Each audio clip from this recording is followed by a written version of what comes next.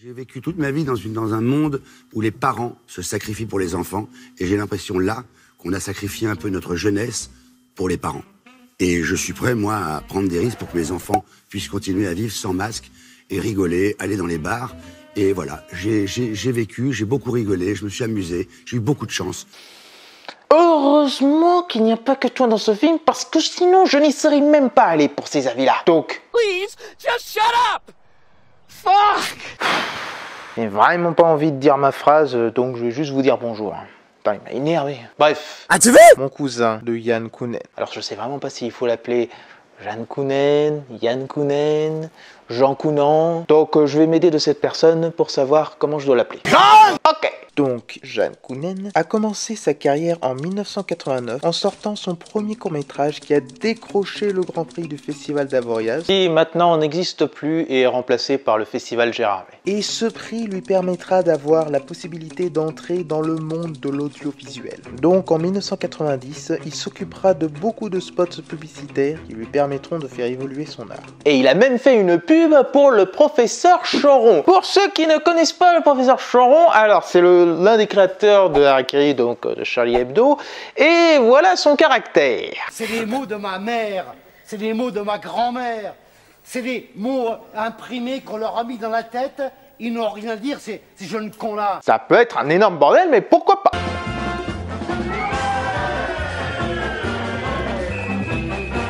Charlie, tu sais que je t'aime, mais quand même, ta chanson là, elle est débile. Se droguer, c'est mal. Mais en plus de travailler dans la publicité, il se penchera sur la création de clips pour le groupe Erasure, Pauline Esther, et pour le groupe Elmer Food Beats, où il ira jusqu'à faire un court-métrage avec le groupe qui s'appelle L'âge du plastique. Après avoir eu assez d'expérience, il se remettra sur des courts-métrages qui sont l'apothéose de son travail en mélangeant plusieurs genres. Le film de genre français qu'on a du mal à appréhender, la série B. Donc c'est après avoir travaillé sur Captain X, sur un soldat qui ne peut pas mourir et que l'on suit à la première personne, sur Vibro Boy. Est-ce que j'ai besoin de résumer ça? Et le dernier chaperon rouge, sur une réadaptation, vous avez compris, du Petit Chaperon Rouge, avec une apparition des plus insolites de Marc Caro, qu'il aura par la suite la possibilité de réaliser son premier film en 1997, Doberman.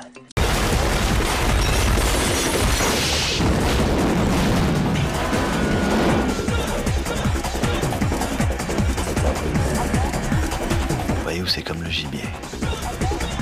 Faut que la viande pourrisse un peu pour qu'elle soit bonne. Un morteguet. The Doberman. Il déboussole tellement le public que certains critiques ont déversé une certaine haine contre ce film. Je vous en lis quelques lignes. Le résultat est nul.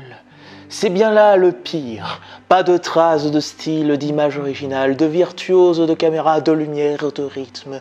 Nous sommes dans la bestialité intégrale. Doberman n'est pas que nul, il est pire que ça, tellement roublard et racoleur qu'il en devient franchement douteux. Doberman ou le temps du mépris. On ne se marre plus du tout, c'est sinistre. À côté de ce film, Orange Mécanique est un conte de fées. Cette fois, la banalisation du pire touche à son comble. Et demain, il sera trop tard. Doberman est un film laid. Hyper-violence sur fond de ricanement ininterrompu.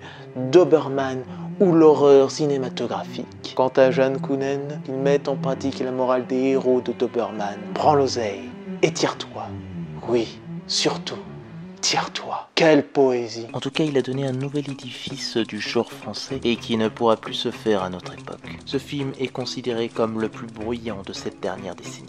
Un bijou d'une telle rareté. Après ce premier long métrage, Kounen réalisera 2 films documentaires, l'un sur la découverte d'une figure spirituelle indienne et l'autre qui s'immerge dans le monde chamanique, ce qui lui permettra après de sortir en 2004 une œuvre insolite et spirituelle adaptée de l'œuvre de Charlier et Moebius, Blueberry.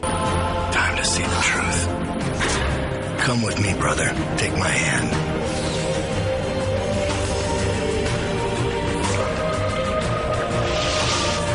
But I don't want to die.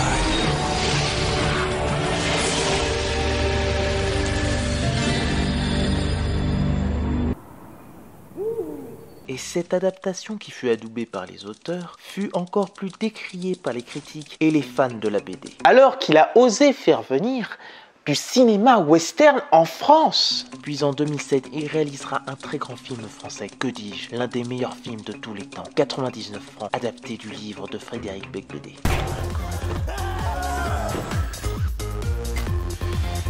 Vous croyez que j'embellis le monde? Perdu, je le bousille. Je ne suis pas un gentil garçon. Jamais crétin irresponsable n'a été aussi puissant que moi depuis 2000 ans.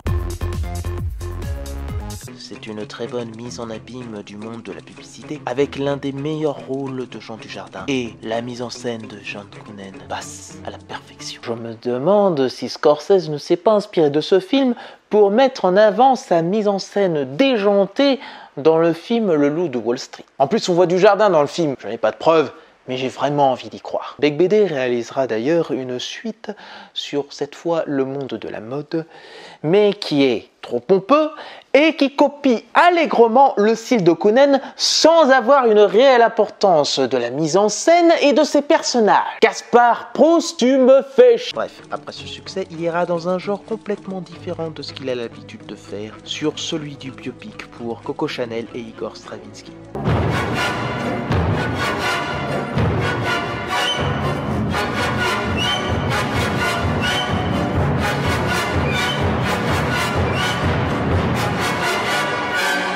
Mais je pense que beaucoup d'entre vous ne doivent pas connaître ce film parce qu'il a tout simplement été délaissé tellement il est sorti à la pire période de l'année. Et il est très difficile de savoir s'il y a vraiment une édition DVD. Et après ça, il se délaissera du cinéma pendant 11 ans. Non mais sérieux, toutes les étoiles se sont alignées pour que tous ces réalisateurs, pour qui ça fait une éternité qu'ils n'ont pas fait de film, ils se sont dit, allez, banco, je sors un film cette année. Il y a eu un événement important en 2020, mais quoi? Mais il ne s'est pas délaissé pour autant à la réalisation en faisant une scène coupée du film Les Infidèles qui a été supprimée, en travaillant sur des séries comme Le Vol des Cigognes et The Show, en s'occupant des expériences de réalité virtuelle avec déjà une sortie qui s'appelle Seven Live, et il reviendra même sur du documentaire avec l'étonnant Vapewave sur le domaine de la cigarette électronique.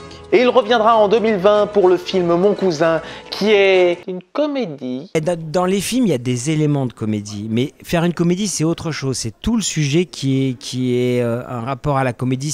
Là, c'était la possibilité d'aller lorgner vers des comédies que je regardais plus mot, mais qui me plaisaient dans le cinéma français. En espérant qu'il détruira le mythe de ces réalisateurs de films de genre et d'auteurs qui, lorsqu'ils réalisent une comédie, ils perdent complètement leurs pattes, et ces films de comédie ne sont pas très folichons et très oubliables. Donc, qu'est-ce que j'en ai pensé? Eh ben, verdict, c'est très bon, bien joué Jeanne. On peut avoir peur du fait que c'est en partie une production de TF1 et que le début se passe sur Paris avec un personnage de droite aigri et qui n'aime pas vraiment le changement. Comme toute la filmographie de Christian Clavier. Déjà, le scénario est simple. C'est l'histoire de Pierre Passier, joué par Vincent Lindon, PDG d'une grande entreprise de vin, qui a besoin d'avoir les parts de son cousin, Adrien Passier, joué par François Damiens, parce que sinon c'est la faillite. Donc, qu'est-ce qu'il va signer, pas signer, et c'est là toute l'histoire. Mais à un moment du film, méfiez-vous des oies. Koonen nous montre tous ses talents de conteur et de metteur en scène avec de l'humour burlesque, des dialogues percutants, des gags de situation et en arrière-plan. Notons que ce film vient d'un scénario de Fabrice Roger Lacan qui a réécrit et fait les dialogues avec Koonen et Lindon. Oui, Vincent s'est vraiment impliqué sur ce projet parce qu'il voulait vraiment sortir de ces films sociaux où c'est vraiment là où on le connaît le plus. Et là, il a vraiment choisi un personnage qui est complètement à l'opposé de ses autres rôles. Je vous avoue qu'il y a au moins une bonne partie des gags qui matchent. Le film est enfin rythmé et ne s'arrête plus jusqu'à sa superbe fin. Et petite anecdote, mais pas des moindres de ma séance, quand Vincent Lindon dit le mot lumière, toutes les lumières de la salle se sont allumées. J'ai vraiment cru qu'on avait dépassé le stade du 4e mur. Et tout compte fait, c'était un problème technique, quand tu caches la magie du cinéma. Et le réal met même en avant les fantasmes de ces personnages en vrai pour avoir une mise en perspective de notre duo, de leur passé et de leurs doutes. Il y a toujours son acteur fétiche Dominique Bettenfeld, bien que malheureusement on le voit très peu dans le film. On a toujours son univers psychédélique et sa réinvention des effets spéciaux. Donc ce n'est pas qu'une simple comédie. C'est d'abord une comédie parce qu'il s'inspire des comédies françaises avec un tandem comme l'emmerdeur et la chèvre. En gros, on a un mec qui est un souffre-douleur en compagnie d'un emmerdeur. Et je pense que le travail principal que j'ai fait avec ce film, et mon désir principal, c'était ce mélange ces deux acteurs, deux énergies complètement différentes, Vincent Lindon et François Damiens.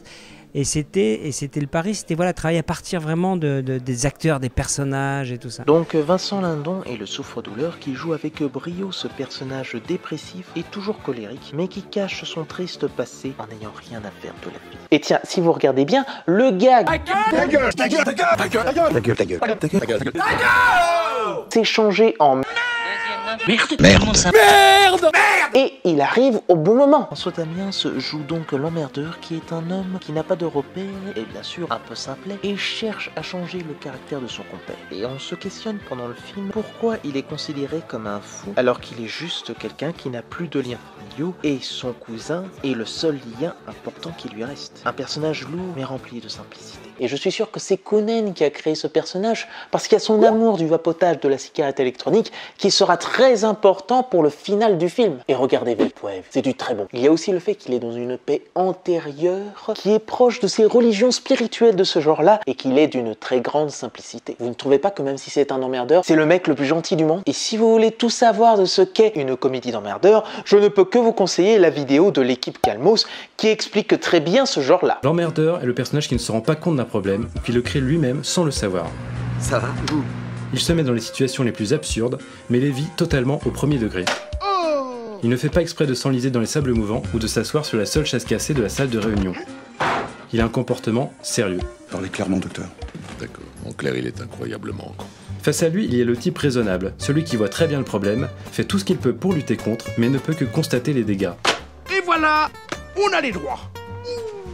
C'est le comportement troublé. Pour moi, le duo marche à la perfection. Et les dialogues et leurs jeux sont tellement bien rythmés qu'on n'a aucun temps mort. Sauf au début du film où j'avais vraiment l'impression que ça avait du mal à démarrer. Parce qu'à un moment, ça devient huis clos et c'est un peu long, c'est un peu lourd et on s'emmerde un peu. Mais quand ça sort de Paris, là, je reconnais des classiques. Parce que je trouve que les meilleures comédies françaises de ce genre-là, c'est quand on voyage. Par exemple, Le Dîner de Con est un très bon film, mais je trouve que ça reste au même endroit. Et moi, j'aime bien quand ça voyage, quand ça nous montre beaucoup plus la nature, ça nous fait sortir des sentiers battus. Et surtout, la mise en scène ne s'arrête jamais. La caméra suit jusqu'au boutisme ses acteurs. Elle n'est aucunement statique. Alors que dans ce que j'ai vu, c'est ce que font plus de 90% des comédies françaises. La mise en scène est plate. Et avec ça, je pourrais aussi l'associer avec le film de Jacob Van Dormael, Le 8e jour, pour son duo Duquesne et Auteuil, avec ses envolées poétiques et son voyage qui nous permet d'appréhender un peu mieux nos personnages. Sérieusement, j'ai vu quelques aspects qui semblaient identiques. Et c'est aussi pour ça que je le considère plus qu'une comédie française,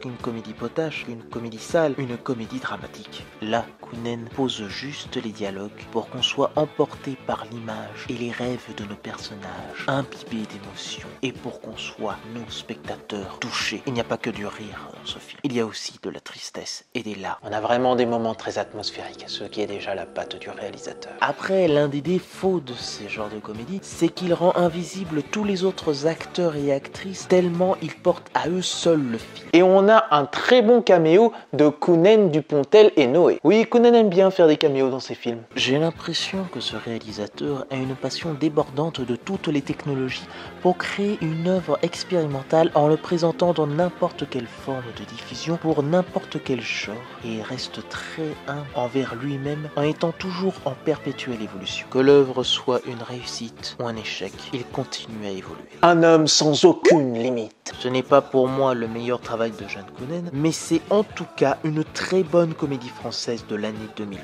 Et c'est d'ailleurs très rare maintenant. Bref, c'est un très bon feel-good movie qui fait du bien là où ça passe. En espérant qu'il reviendra très vite sur un autre film, parce qu'on a besoin de son cinéma. Donc, foncez le voir. Sur ce, je vous dis à la prochaine, et je bonimensionne les films que vous oubliez de mentionner. Qu'est-ce qui vous arrive encore? Je ne sais pas, je m'enfonce. Pourquoi? Je ne sais pas, je vous dis. Vous allez arrêter de faire le pitre quand je vous parle? Mais je ne fais pas le pitre. Le terrain se dérobe sous mes pieds, je m'enfonce. Et pourquoi je m'enfonce pas, moi? Sans doute parce que vous êtes sur une bande de terrain dur et moi sur une bande de terrain meuble.